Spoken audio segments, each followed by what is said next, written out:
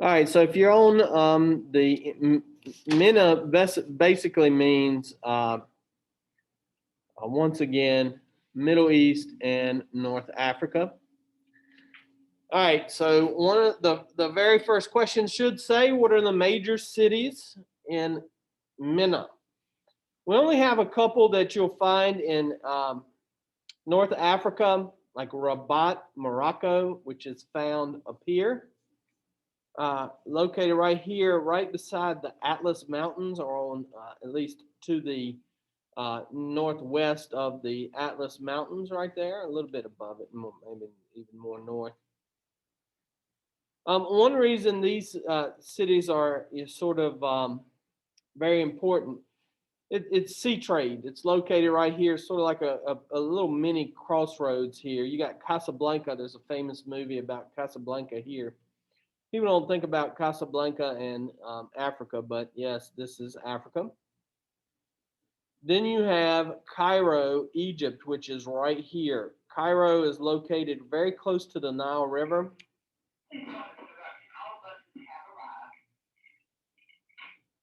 But very close to the Nile River. All right, so those are your two North African major cities. All right, then you get into Baghdad, Iraq. So you see my little arrow here. Baghdad is located right here, right beside the Tigris River. We'll talk about that a little bit more today. Okay. The Zagros Mountains, when we talk about some of our major landforms, Zagros is right here. It sort of separates a lot of Iran and Iraq from each other. Iran and Iraq historically don't get along with each other, by the way.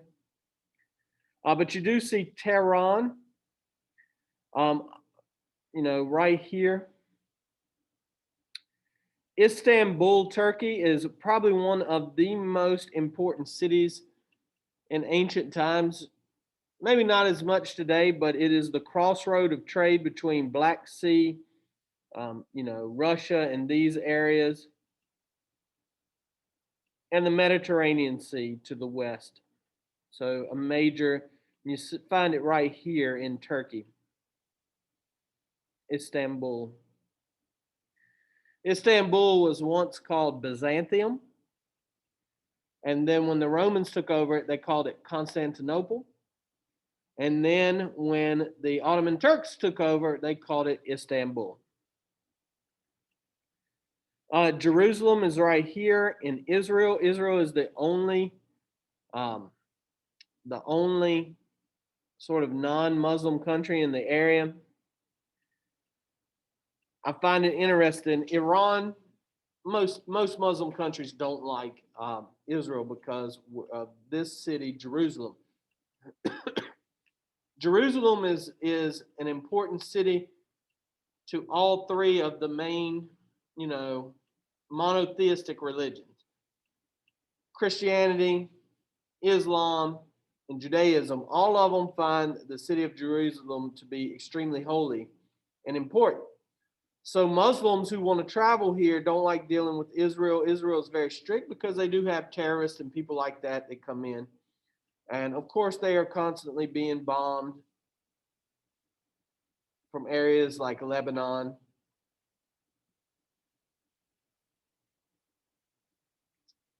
I found the other day, we're going to watch a video on Syria today. I found this young man who travels to all these, I don't get it. I don't know. I don't want to go to Syria, but he travels to these places. And what I find interesting about him is, I think he's a European. I mean, just based on his accent, but he speaks English. But, he went to Iran, and you could travel to Iran, and we're going to look at that too. I'm going to show you the most dangerous places to travel. That's part of geography, is travel. And places that the United States says you should not travel to. But you can go to Iran. But if you're an American, there's a good chance you'll get arrested and detained for, espionage, or they'll trump up some charges on you, put you in jail. You don't even do anything. But there's one country that cannot travel to Iran. Travel is restricted, and that's people from Israel. Iran, as a country, hates Israel. But Jerusalem is one of the reasons that you see that sort of hate.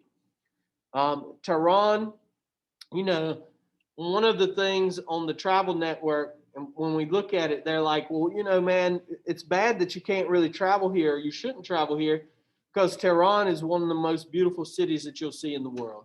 Really, supposedly a nice place. The dude went there. He was in Tehran. I might show you a little of that if we have time. But he goes there and he's like, look, Tehran is like a cool.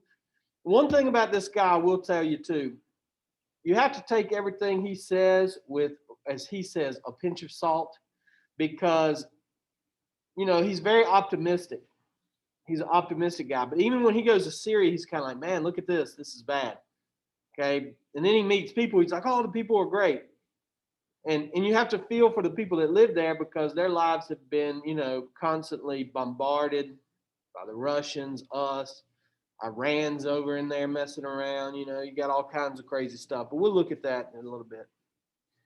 Dubai, the United Arab Emirates. I always think about my friend Abu Dhabi, my friend Henzo, because this right here, a very rich city, very beautiful city where, you know, you have lots of, you know, skyscrapers, buildings, movies being filmed there. They have racetracks, they have golf courses, very Western type place. And then you have, that's it for the Middle Eastern countries. Okay. And once again, you can look at the cities, you know, cities like Baghdad, Iraq, not very contemporary, kind of old school city. You know, probably anywhere from, it used to be estimated 12 to 20 million people live in Baghdad. Baghdad is just like, you know, any of your major cities, but it's still, you don't see the skyscrapers like you see. Look at Dubai. Dubai is more contemporary, more fresh. You know, it's like new buildings, new this, new that, lots of money, oil money. Baghdad in Iraq, they don't have a whole lot of like new money. They've been on sanctions for years, and then we pretty much took over, and they have a democratic government now. But they sell their oil to the French, and then the French sell it to the Russians or give their oil to the French for food. Cairo, Egypt, ancient city. You could see the minarets here in the back. You see a domed sort of building right here. Whenever I think about Istanbul, Turkey, I think about this huge dome building. It is called the Hagia Sophia. You'll learn about that a lot more next year. Jerusalem is an ancient city that, you know, thousands and thousands of Christians and, you know, Jews, a lot of the Muslims want to come here because of its holy significance. The most important city to Muslims you're going to learn is Mecca. This is the Kaaba, this square sort of shrine in the middle of Mecca. All of these that you see around it are people. So what they do is they come here and perform the Hajj, one of the 5 pillars of Islam, and they walk around this building 7 times, and then they kiss the stone, and then, you know, it's a very religious experience for them. In fact, you know, during the civil rights movement, Malcolm X. So you had 2 different kind of guys. You had Martin Luther King Jr., who practiced nonviolent resistance, and you had the Nation of Islam, and Malcolm X was a big part of that, a great public speaker. They were more militant. They were more, you know, if somebody hits me, I'm going to hit them back, which I can totally understand. But when Malcolm X, in the movie that was done by Spike Lee, it's good at showing you, he performs the Hajj and he goes to Mecca. He's a Muslim. He goes to Mecca and performs the Hajj. He comes back and it changes him. Spiritually, it changed him. He said, Islam is a religion for people of all color. You know, when you go there, you put on a white garb. So you might be walking, you might be a poor person walking with a king. King has to perform the Hajj. You might be standing beside a rich CEO, you know, rich people. But when they get there, they're all equal in what they believe in front of Allah. So when he came back, he told people, he was like, it changed me. And then he was assassinated because he changed. The Nation of Islam had him killed. But this is one of the most important sites in all of, the Middle East, because almost every Muslim in their life once has to go here. Very touristy. Tehran, Iran is, an ancient city. Like I said, if we do have time, I do want you to see that video. It's really good. And then there you have the one from North Africa, Rabat, Morocco. We're not going to do that. We're not going to do that. All right, here are your major landforms. The Sahara Desert. As far as North, and this is your next question here. As far as, especially when you think about North Africa, the Sahara Desert really plays a big part. It's like a buffer zone between them and the southern African countries. Remember, for the most part, I mean, there are a lot of Muslim countries in Africa in general, but almost all of the North African countries are Muslim.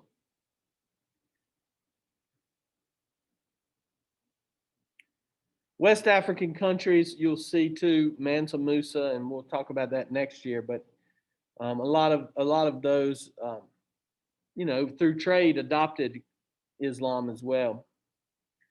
You have the Atlas Mountains. I showed you those.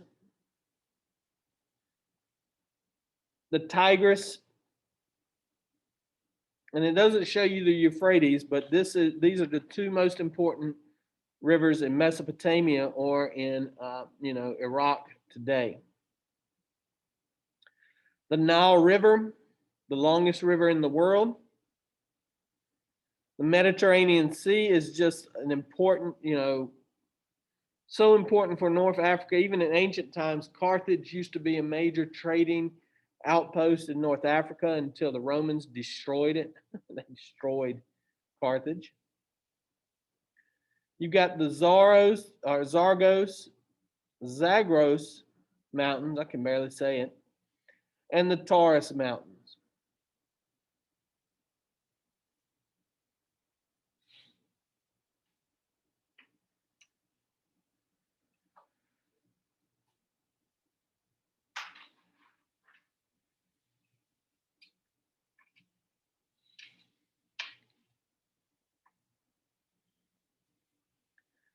All right, so those are, and there's a few more landforms, so as we go through them. Y'all ready? The Black Sea trade with the Mediterranean was really important. That's where you have Istanbul, the that whole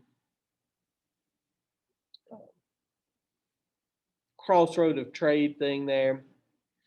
The Euphrates River, Tigris and Euphrates go together, and that's where you'll find ancient Mesopotamia or modern day Baghdad, modern day Iraq. The Strait of Hormuz, the Red Sea. Note that you see those sort of ships in the Strait of Hormuz. This is always a little bit of a testy type of place. If you remember Red Sea, ancient biblical sort of events, Moses was leading his people out of slavery, and he crossed the Red Sea.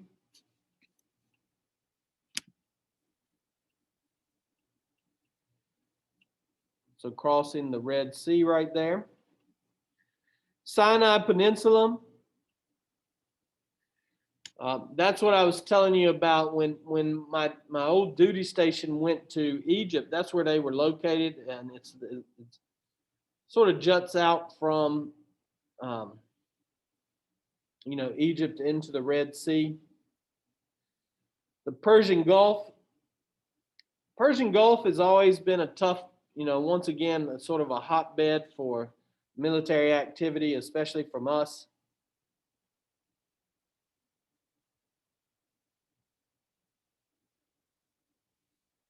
The Arabian Peninsula is where you find the cities of Mecca and Medina, two of the most important cities to Muslims. Muslims pray 5 times a day facing Mecca.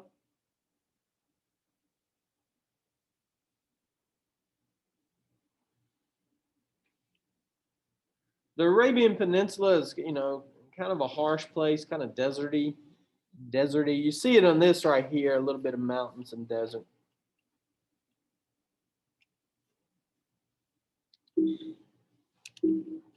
All right, don't know why that will work.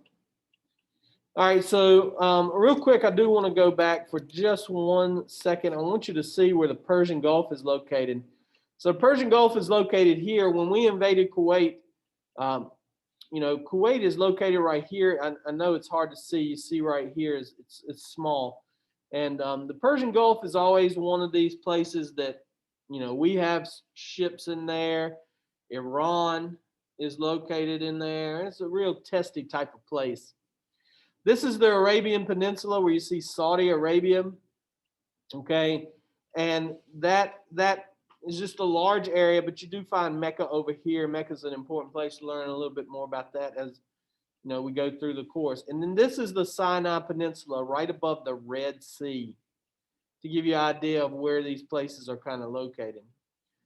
There's the Zagros Mountains, and then you have the Taurus Mountains here. You have the Atlas Mountains here, up here. Okay.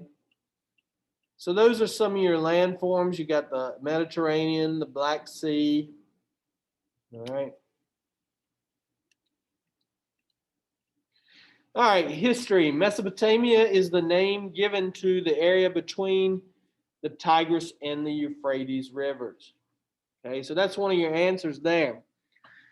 All right, which 2 rivers do you find Mesopotamia? The Tigris and Euphrates.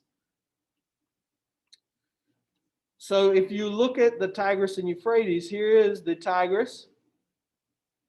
Here's the Euphrates, and all of this area is very fertile because of flooding. Okay, this is where you find Mesopotamia, the very first civilization. Mesopotamia is home to Sumer, the world's oldest civilization.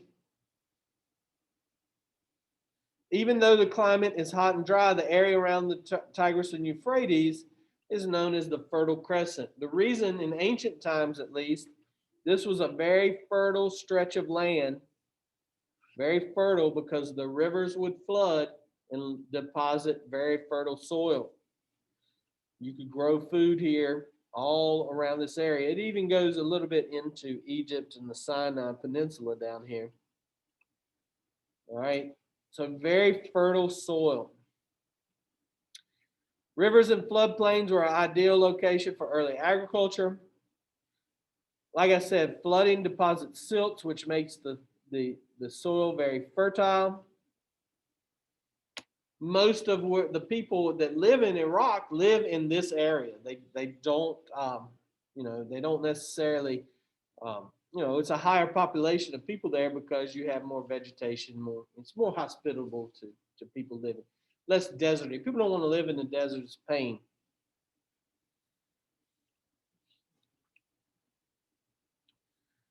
Tigris and Euphrates is important for many, many reasons. Main one being fertile soil, food, transportation, trade, all of those things that you would associate with river life, fishing, that sort of thing. Contributions from Mesopotamia, and you really learn a lot more about this next year, but this right here is sort of a stepped pyramid. It's called a ziggurat. And the ziggurat is a very interesting building. It's a temple to gods. They were polytheistic, meaning they believed in many gods. So people would bring their tribute or their taxes here, and tax back then, ancient times, was like grain. So you would bring a certain amount of grain is based on what you have grown to the temple, and there's a priest in there. Only person that goes in the temple is the priest.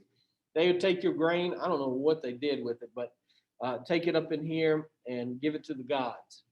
Okay. a little bit odd, a little bit different than stuff we believe in, and you know, ancient times is really, really different. But this is the very first known form of writing. It's called cuneiform. And what they would do is they would take some clay, you know, mud. They had a lot of mud there because of the river, and you know how it makes mud around the areas around it when it floods a little bit. They would flatten it out, and then they would take a stylus, which was like a stick. A stylus today is what you would find in I have some in there that you can actually have, by the way. It's like a little pen, right? That you write on your, you know, your iPad with, or if you had a Nintendo DS, you pull the stylus out to use it to play games and stuff, right? Well, that's what they use to write. And what this is really the first form of writing. It's like, you know, pictures that represent sounds or symbols, okay? And it's a wedge shaped writing. It's like wedges. It's really different. It's really complex.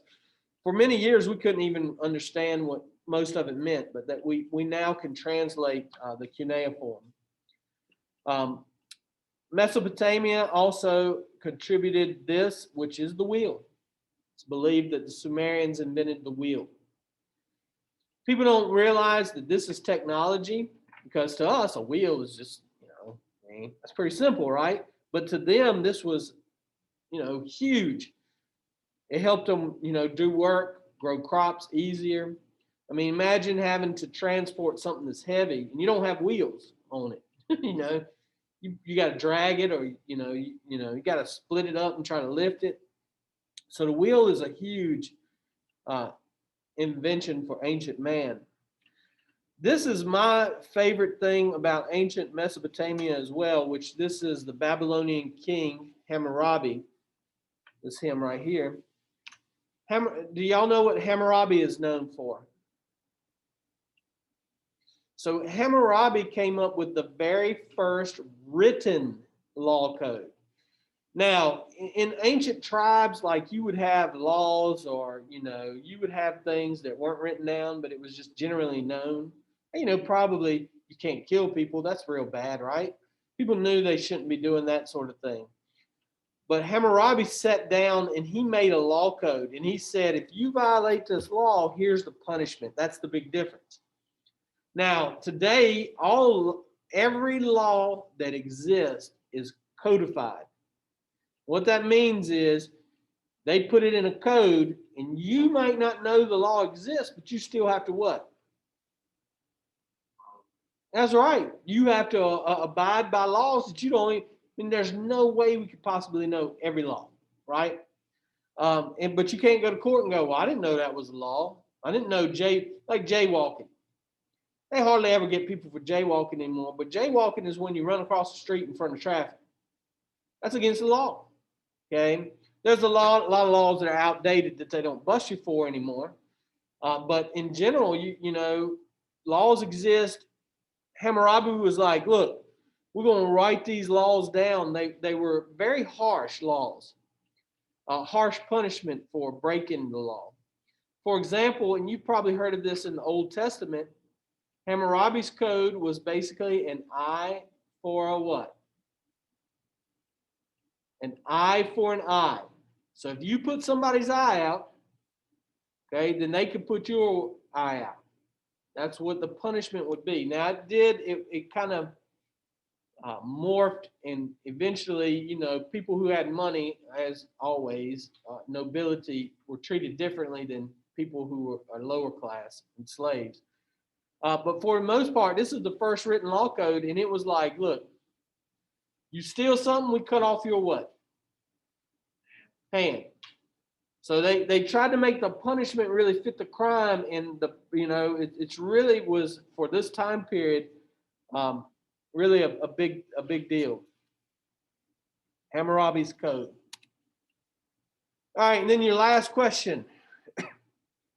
Where do you find ancient Egypt? Along what river? It's the Nile River Valley. So you find Egypt on the Nile. And you look at this, I love the pyramids. the Great Pyramid of Giza. The Nile River is probably one of the most important rivers to any civilization, but the Egyptians, you know, they in ancient times, they were very important people because the Romans, Greeks, other places that could not grow lots of food and grain would use the Egyptians. The Egyptians like the bread basket of the world. You know, they could actually grow multiple crops per season, you know, per season.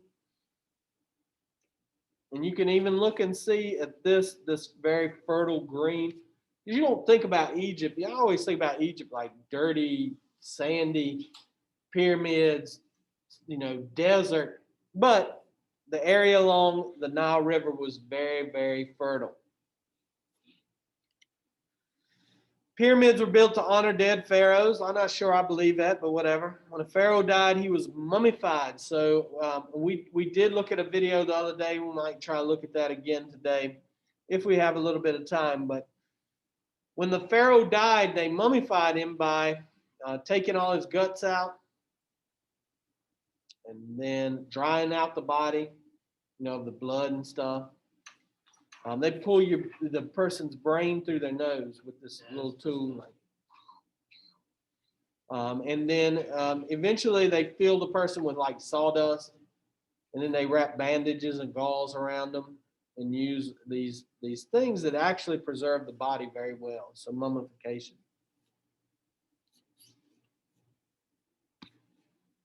Okay, I'm going to